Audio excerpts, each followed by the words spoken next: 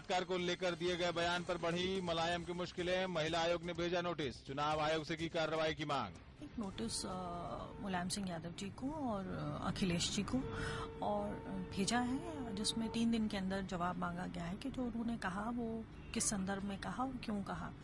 One and the second thing is कि एक appeal election commission से भी की गई है कि वो इस मैटर में अपील इंटरवेंशन करे और जो भी उचित कार्रवाई हो वो करे। नहीं थम रहा मोदी के शादीशुदा होने का विवाद, कांग्रेस ने चुनाव आयोग से की मोदी के खिलाफ कार्रवाई की मांग, भाजपा ने बताया कांग्रेस की हताशा। नरेंद्र मोदी ने छत्तीसगढ़ के धमतरी में चुनावी रैली में यूपीए सरकार को बताया कागजी सरकार, कहा केवल आंकड़े पेश कर राजनीति करना है कांग्रेस का कारोबार।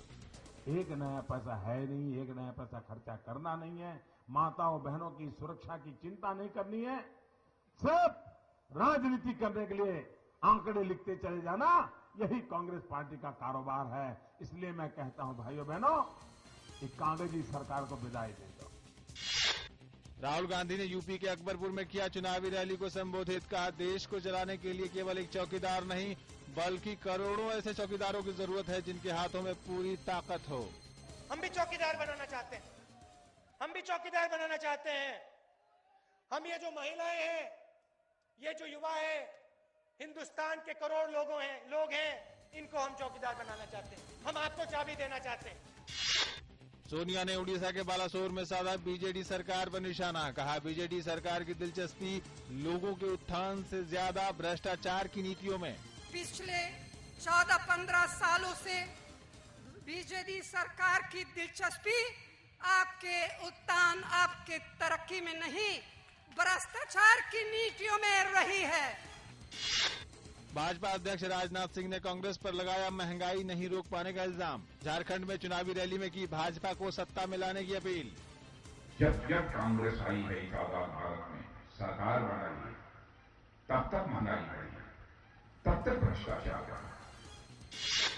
ममता बनर्जी ने पश्चिम बंगाल के इस्लामपुर में किया चुनावी रैली को संबोधित, कांग्रेस पर लगाया महंगाई बढ़ाने का आरोप, तो भाजपा को ठहराया दंगे भड़काने के लिए जिम्मेदार।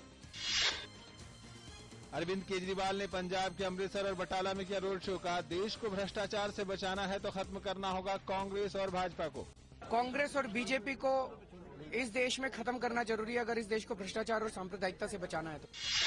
पश्चिम बंगाल के मालदा में चुनाव कर्मियों पर हुए हमले पर पुलिस ने की कार्रवाई, राज्य मंत्री के रिश्तेदार सहित 4 लोग गिरफ्तार। मुरादाबाद से बसपा उम्मीदवार और पूर्व राज्य मंत्री हाजी याकूब कुरैशी के खिलाफ दर्ज हुआ मामला, बसपा प्रत्याशी पर पुलिस पर जानलेवा हमला कर सरकारी कार्य में बाधा डालने का है आरोप। कांग्रेस उपाध्यक्ष राहुल गांधी शनिवार को दाखिल करेंगे अपना नामांकन, अमेठी लोकसभा सीट से कांग्रेस प्रत्याशी इस सीट से लगातार तीसरी बार जीत रहे हैं चुनाव। अमेठी में 7 मई को होगा मतदान। चुनाव आयोग ने बेनी प्रसाद वर्मा को जारी किया कारण बताओ नोटिस, नरेंद्र मोदी को सबसे बड़ा गुंडा कहने संबंधी बयान के लिए पाया गया आदर्श आचार संहिता के उल्लंघन का दोषी। नोटिस का जवाब देने के लिए बेनी को दिया गया शनिवार शाम तक का समय। भाजपा ने यूपीए सरकार को बताया देश की बदहाली के लिए जिम्मेदार, कहा असहाय भारत असुरक्षित भारत है यूपीए की पहचान। बीजेपी का एक थीम है अच्छे दिन आने वाले हैं, और यूपीए की क्या पहचान?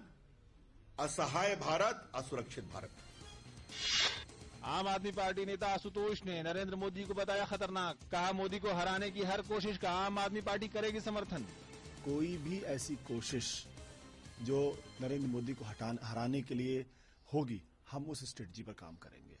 मोदी को हराना आज के देश के लिए सबसे जरूरी काम है क्योंकि देश के लिए खतरनाक है। वो फांसीवादी टेंडेंसी के लोग हैं, देश के अंदर फिरका परस्ती को बढ़ाएंगे और हिंदू मुसलमान के बीच फसाद की जड़ पैदा करेंगे।